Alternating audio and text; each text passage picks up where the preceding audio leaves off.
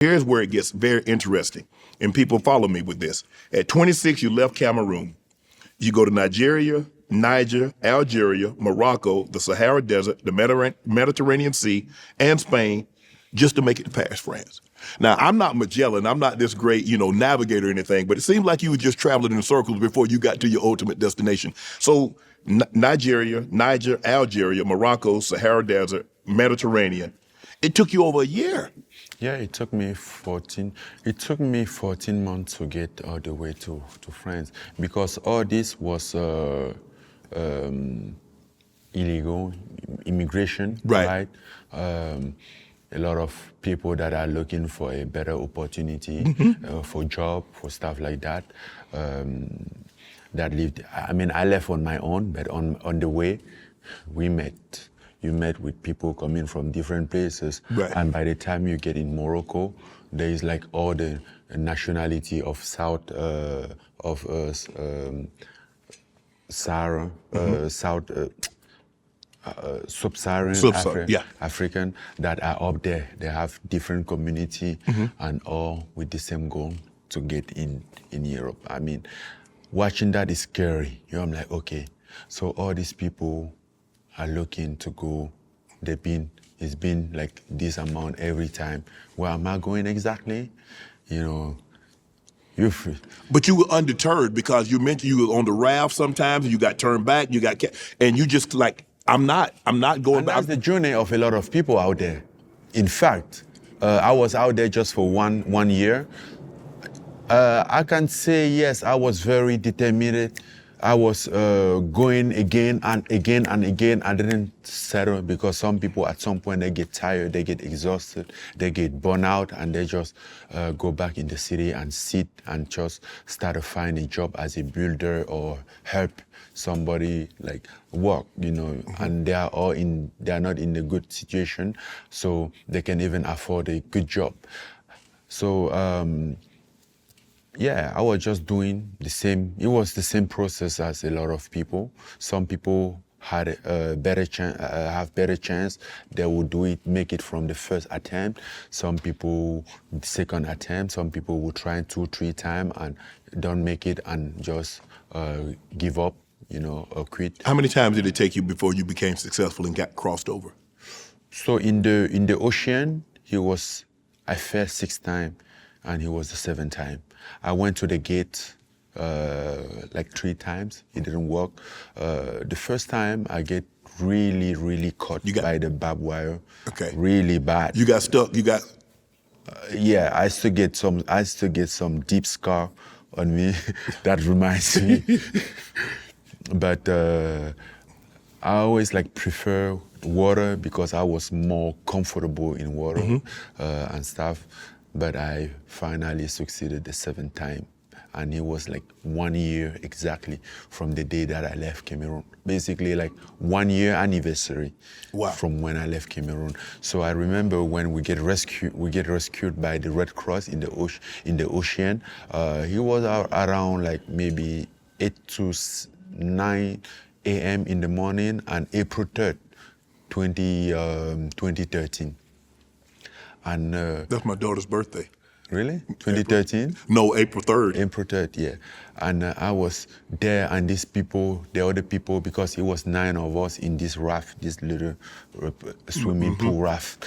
And then they were celebrating, and I was just there thinking, then just hit me. Oh, so some people was calling their family, but I've been there so long that I have nothing, even not a phone, no money, nothing. Even the reason why I was in that raft was because I have so much experience by failing that I was a captain. I don't know how to swim. I don't know how to swim. Hold on. But I know how to paddle. You said you like water more so than but you can't swim. No, I can't swim. Hold on, you in the Mediterranean Sea and you can't swim a lick? No. Oh my goodness. So you think if you can swim, you can swim from the Mediterranean. No, but I mean, Okay, so that doesn't no, matter. I ain't saying swim, but you can swim. I mean, I ain't gonna go straight down like a rock. I mean, I can stay afloat for a while. And then what would be the end of it? You can get back to the raft. If you fall out to the raft, if you press it. No, then I will get back. How? If there's a possibility to get off to the raft, we have life jacket at least.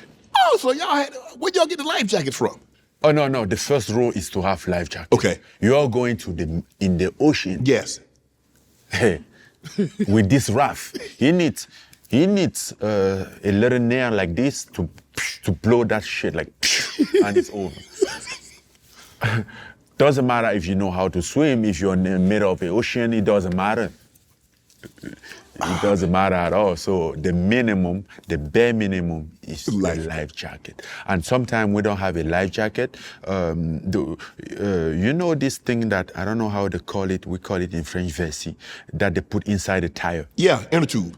Huh? Inner tube. In the tube. Then we take it, we blow it, and then we cut the other one, we tie it, we put on our waist like this, we get it wrapped on our self like this. That one is even better than better than the life jacket. and cheaper. You said you didn't tell anybody that you were leaving. Why? Because if I say I'm leaving, what would be your first question? Where you going? Why? Exactly. Where you going? And if I say I don't know, what would you think of me? Well, since you don't know where you're going, well, you might as well stay here. I'm gonna try to talk you out of it. Yeah, I mean, you might just think that I'm crazy. Yeah. Basically, that since I've been having this crazy dream that nobody understands, then now I wake up someday and say, oh, I'm going. Where are you going? I don't know. Come on, man. What the hell is that? Right? And also, he was so stressful. I mean, you don't know. You're walking into the unknown territory. Yeah. You don't know if you will ever come back or not. You don't know how it's out there. You don't know if you will make it, if you will survive. You don't know if you come back alive, or if even your body will ever come back, or if you come back, you will come back in 5 years or in 10 years. You don't know. I mean, like, how are you going to tell that to people? You didn't think your family would be worried that you just took off and they didn't say, like, where's Francis? Francis didn't come. Where's Francis? Francis didn't. Yeah, but if they're worried when I'm gone, that means I'm gone already. That's the problem. I'm gone already. So that's another thing. So when you get ready to, what do you guys do for food? Okay, you're going to be in this raft and you're going to be in it for an extended period of time. How much food did you get? No, in the raft, you don't have food. I mean, and it's not. What y'all eating? No, it's not like you don't spend days on the raft, right? It's hours. Couple hours. Aye. In that situation, you can make 24 hours without eating. You ain't get nothing. You ain't get no fruit. You ain't grab no bananas. You ain't grab nothing. No, you don't. I mean, you're hiding from the police, and sometimes you can get stuck somewhere for 5 hours, just stay in one spot because there is a police car there, because there is a police somewhere around, or somebody that can potentially alert the police or something, and then you will just hide like that all night long. We are doing this all night long. We start our journey as soon as the night fall, and then waiting in the morning, like maybe 5 to 6, it depends. The moment that they call prayer, because there's this prayer every morning that they call, and it's a sign. We are expecting the people that are watching, overnight watching, to go pray at that moment. So it's the opportunity for us to put the raft in the water. All night long, we will be watching the wave, because your raft is this big, and then sometimes the wave is coming all the way high here, and you look at the wave. You look at your raft, you're like, there's no way. And sometimes you force to go to those waves, and then he will take you and smash you back, and you better be on somewhere that there is sand, no rock, because if you go in between of rocks to put the raft, even if you find a spot to put a raft, sometimes when the wave are very big that will grab you and slam you on those rocks. Right. So, what about like water? Did you take water? No. So basically, so for 24 hours, I mean, maybe 24, maybe 48 hours? Sometimes some people, yes, sometimes you can have something in your pocket, you get prepared, but you're not going to carry food. If you have something like a cereal bar or a bread, you know, is a carb, so it's burned very low. If you have it, good. But you also have to know that sometimes people go to those places without even having what to eat. They don't have nothing left, you know, but their only drive is to get to a better life. Right. So what was it? I mean, because not only you had to go through the forest sometimes, you had to go by land. I know you said you like water better than land. So the conditions, and you mentioned like it was so many different sub-Saharan that was making this trek. You know, on estimate, how many people you think it were on a given time making that trek? 1,000, 10,000, 5,000, 20,000? No, not that much, but a couple thousand. Couple of thousand? At least, yeah. The condition when you're trying the gate, because when you're trying the gate, you guys are gonna live in the forest. Right. And then even like in the winter, the water condition is very bad. Right. It's very aggressive. Yeah. It's very cold. The water is not stable at all, so Right. you can't even try. Right. You know, it's like So there's a time like, okay, we're gonna go say like the spring or the summer. Yeah. The water's calmer, the water's warmer. Yeah. And you have, you know, the weather's nicer. You don't want to be on the water when it's cold. Yeah, there's a moment that they call it out. Nobody is going on the water because It's too dangerous. Yeah, too dangerous. So on all those voyages, so what did you do to stay in shape? Because like you're a fighter, you said you always wanted to be a fighter. That was going to be your thing. So did you, like if you were in the forest, did you do push-ups? Did you do sit-ups? I mean, what did you? I did push-up than I can do now.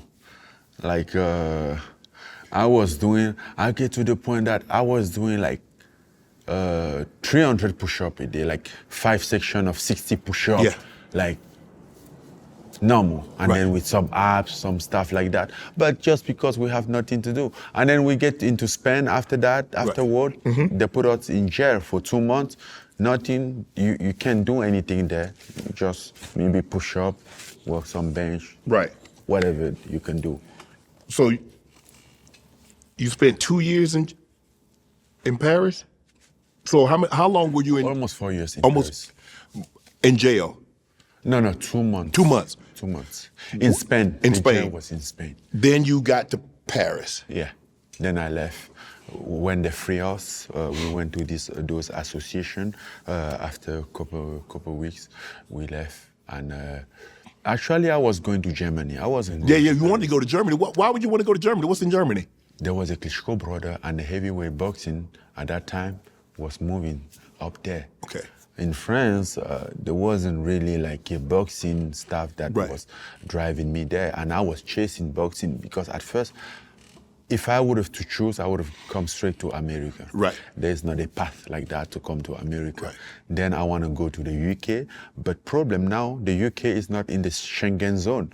So even when we get there, with not, you try and get into Europe, and when they free you, you need to do another similar stuff and go north in France and try and wait for months and I don't know, maybe more to try to go to the UK. I was like, oh man, I'm tired. I'm going to Germany. Right. I mean, I don't speak any German, but sport doesn't need language. I will learn over time, but by the time I will be boxing.